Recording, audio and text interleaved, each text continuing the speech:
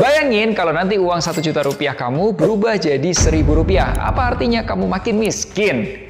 Atau justru ini langkah besar menuju ekonomi yang lebih kuat? Saat ini lagi banyak diskusi mengenai redenominasi. Sebenarnya itu apa sih dan kenapa kok harus sekarang? Lalu dampaknya apa ke kita? Yuk kita bahas, tonton sampai selesai.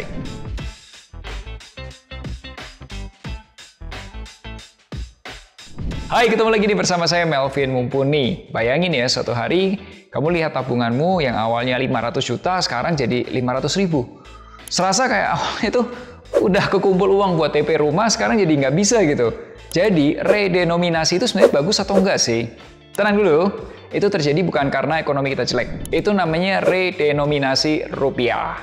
Nah, supaya nggak kaget atau negative thinking gitu ya, tonton video berikut ini sampai selesai. Karena apa? Karena aku mau cerita ini, apa itu redenominasi dan kenapa kok harus sekarang? Dan yang kedua, ada nggak sih negara-negara lain yang sudah melakukan redenominasi? Mereka tuh gagal atau berhasil dan apa efeknya? Dan yang ketiga, apa untung ruginya buat negara kita kalau melakukan redenominasi? Yuk kita bahas. Jadi gini, redenominasi itu adalah penyederhanaan nilai nominal mata uang gitu. Mengurangi nol di belakang rupiah tanpa mengubah daya beli uang itu sendiri. Maksudnya gimana? Gini, contoh nih ya, ada Indomie Bangladesh, harganya 12.000. Jadi setelah redenominasi, jadi harganya Rp 12. Kamu pasti mikir kan? Hah, 12? Kok kecil banget ya? Seolah-olah kayak kita jadi lebih miskin gitu. Tapi jangan salah. Uang 12 rupiah itu nilainya tetap sama. Artinya apa? Kamu masih bisa beli satu piring Indomie Bangladesh. Oke? Beda ini antara redenominasi dan juga senring yang pernah terjadi di Indonesia tahun 1965. Redenominasi itu bukan pemotongan nilai uang. Kalau senring itu benar pemotongan nilai uang dan bikin orang menjadi miskin mendadak. Redenominasi itu hilangin angka nol di belakangnya sehingga lebih sedikit, penyederhanaan, bukan pemotongan nilai uang, sehingga daya belinya tetap masih sama. Saya memahami banyak orang tua kita yang masih punya trauma besar dengan senring di tahun 1960-an. Dari yang tadinya kaya, punya banyak uang, tiba-tiba uangnya jadi nggak ada nilai gitu. Intinya, redenominasi itu dan senring itu berbeda. Jadi jangan sampai salah paham atau terhasut dengan hoax yang beredar. Nah, pertanyaannya, kok harus sekarang? Apa urgensinya gitu? Redenominasi itu hanya bisa dilakukan saat ekonomi kita stabil dan masyarakatnya siap. Maksudnya gimana? Gini, pertama, stabilitas ekonomi itu terjaga. Mulai dari inflasi yang terjaga dan relatif stabil. Contoh, di Indonesia sekarang ini inflasinya itu semua di bawah 3% dalam setahun terakhir. Meskipun ya, dalam 5 tahun terakhir karena ada COVID-19 juga, inflasi Indonesia itu sempat naik di atas 3%. Jauh di atas 3% malahan. Kemudian dari sisi pertumbuhan ekonomi Indonesia, yang saya maksudnya adalah GDP Indonesia, itu stabil di range 4,8 sampai 5% per tahun. Nah, alasan berikutnya, Indonesia sudah memiliki sistem pembayaran yang canggih.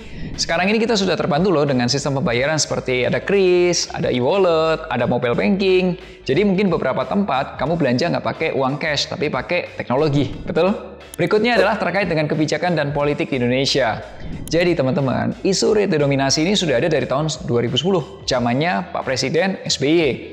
Saat itu belum jadi. Dilanjutin lagi nih tahun 2017, zaman pemerintahan Pak Jokowi.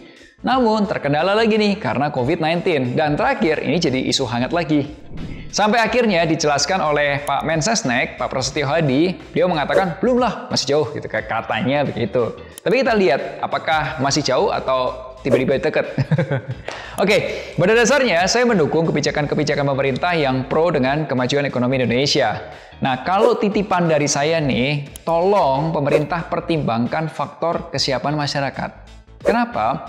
Gara-gara masyarakat nggak siap dengan redenominasi, inflasi bisa naik tinggi. Contoh, Pak Budi jualan Indomie Bangladesh, harganya sekarang 12.000.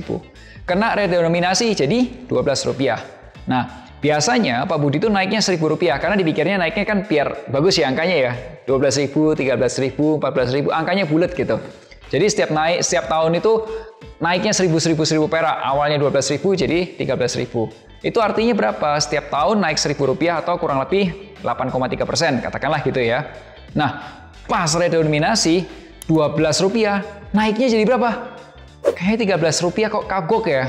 Naikin aja deh Rp15 gitu ya. Kan dari 12 jadi 15 gitu. Dulu aja naiknya 1.000, ini cuma naik 3 gitu. Tapi kenaikan Rp3 itu setara dengan berapa? 25%. Kebayang nggak tuh? Itu baru perkara mie instan. Jadi ketidaksiapan dapat menyebabkan redenominasi itu gagal. Dan itu sudah terjadi di beberapa negara lain. Negara mana aja tuh? Penasaran kan? Yuk kasih like-nya dulu dong. Baru kita bahas.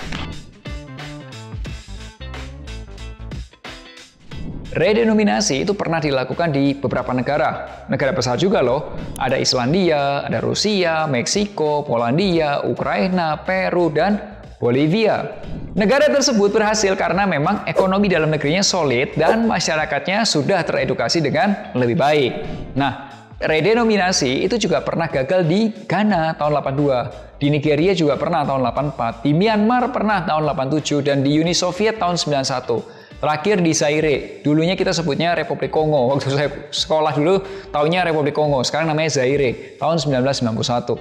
Menurut saya, redenominasi ini adalah keputusan besar yang memang harus dipertimbangkan dan dipersiapkan dengan matang banget. Ya, melihat fakta-fakta yang aku sampaikan, kira-kira nih menurut kamu nih, apakah pemerintah Indonesia itu perlu melakukan redenominasi? Dan kenapa? Silakan tulis pendapat kamu di kolom komentar. Pertanyaan terakhir, emangnya apa sih untungnya redenominasi itu untuk kita gitu? Yuk kita bahas.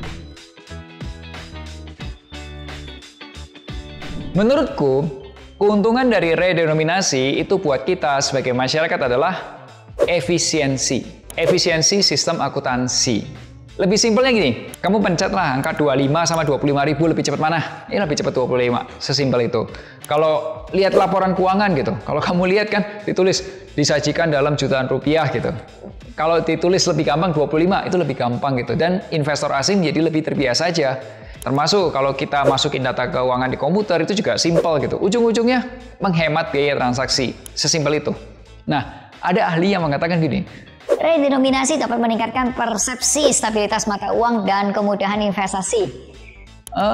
Menurutku ya bisa jadi sih, tapi nggak se-urgent itu gitu.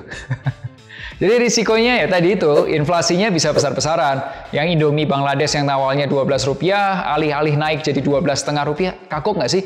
Harganya berapa? Rp12,5 gitu. Kagok kan? Naiknya jadi 13 atau malah 15 gitu dibuletin gitu kan. Karena orang Indonesia mikirnya ya 12, 15, 20 gitu kan. Jadi inflasinya nih, kenaikannya lebih tinggi gitu. Pesan saya nih ya, teman-teman, kita nggak perlu panik dengan isu yang namanya redenominasi. Karena ya beberapa pejabat pemerintah juga mengatakan masih menunda, masih nanti gitu ya.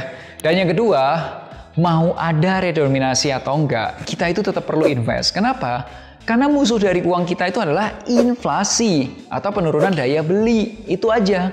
Nah, oh ya, kami di Finansialku itu akan mengadakan webinar mengenai outlook ekonomi tahun 2026. Ya, kita akan ngomongin tentang ekonominya, terus kemudian investasinya apa, dan termasuk rencananya kita akan ada pembahasan sedikit tentang Cortex. Nah, kita akan isinya sama saya, sama Korifan, dan ada satu narasumber yang masih rahasia. So, kalau kamu mau tahu informasi lebih lengkapnya, silahkan klik link berikut ini, atau juga boleh tanya admin Finansialku di WA berikut ini. Oke? So, ingat selalu hargai kerja kerasmu, share kalau kamu suka video ini, dan sampai jumpa di Melek Finansial hari Rabu depan. Akhir kata, make a plan and get your financial dreams come true. Tonton juga playlist perencanaan keuangan.